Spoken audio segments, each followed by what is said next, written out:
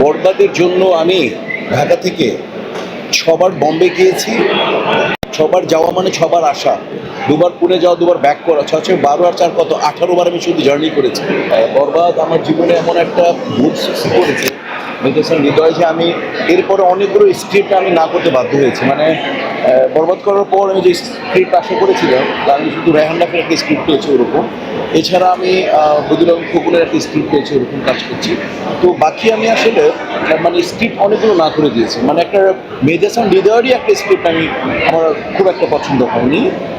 Meditation হৃদয়েরই যিনি আমাকে মানে ওই আমার ভিতরে এমন একটা টেস্ট ভিতরে ঢুকে দিয়েছে। মানে আমার পুরো জীবনের ক্যারিয়ারের একটা টেস্ট অর্ধেক টেস্ট মেডিটেশন হৃদয় বরবাদ করার পর মানুষ আমাকে এইভাবে প্রত্যেকটা ডায়ালগ মানুষের মুখস্থ, প্রত্যেকটা এক্সপ্রেশনস মানুষের মুখস্থ। তো আসলে আমি বিশেষ বরবাদের জন্য আমি ঢাকা থেকে ছবার বম্বে গিয়েছি, দুবার পুনে। ছবার যাওয়া মানে ছবার আসা, দুবার পুনে যাওয়া, দুবার ব্যাক করা, 6 6 12 আর 4 কত 18বার আমি শুধু জার্নি করেছি। বরবাদের আমি স্ক্যাজুয়াল 14বার চেঞ্জ হয়েছে, তাও আমি মিলিয়ে দিয়েছি। 14বার চেঞ্জ হয়েছে আমার স্ক্যাজুয়াল, কারণ ওইটা অনেক বড় ছবি ছিল, লোকেশন অনেক সময় ঝামেলা ছিল। অনেক বড় এখানে বম্বে একটা কলকাতার বাংলাদেশের 3টা টিম মিলে ছবিটা ছিল। কাজেই ওই সমস্ত স্যাক্রিফাইস করেছি আমি মেডিটেশন হৃদয়ের জন্য। কারণ ওর আগে আমি ওর দুটো কাজ করেছিলাম, টাকশাল আর টিভি, আরেকটা হৃদয় আলমগীরের ওর নিজের ঘরের কন্টেন্ট ছিল একটা মন নাজার। তো ওই হৃদয়কে ভালো লেগেছিল, ওকে ভাই ডেকেছিল। আর আমাকে বিশ্বাস করেছিল বরবাদ নিশা ভাইকে যখন শুনিয়েছে, আমি তখন বললাম যে এটা ফিল্ম করতে পারবো। দেন সাকিব আমাকে বিশ্বাস করেছিল দারুণ একটা গল্প কাজ করতে পারি আমি। দেখছো বাংলাদেশের ভিলেন, অ্যাটলিস্ট ভিলেন তো আমি নাম্বার 1 নাকি।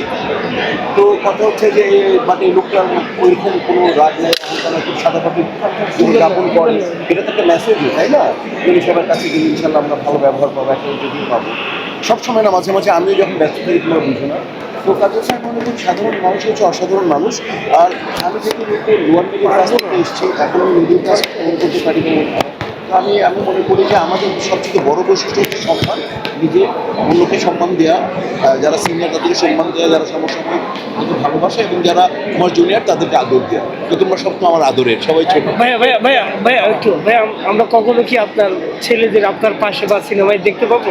ওই যে আমাকে ছেলে আসছে, দেখো আমার ছেলে কথা বলতে আমেরিকা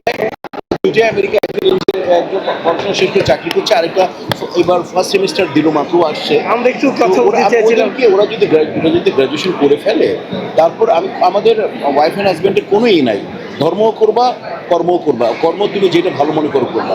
আমাদের দরকার শিক্ষা দেওয়ার, ওদেরকে আমরা ভালো করে শিক্ষা দিয়ে দিচ্ছি। এরপর ওরা নির্ধারণ করবে ওরা কী করবে। আমার কোনো আপত্তি নেই, ওরা যদি ফিল্ম করে, নাটক করে, যা ইচ্ছা করুক, ওদের ব্যাপার। বাট ওদের যাই করবা, আগে যেহেতু পড়াশোনা দরকার, পড়াশোনাটা দেওয়া মানে ফরজ বাবা মার, আমি তাদেরকে পড়াশোনা দিয়ে দিচ্ছি।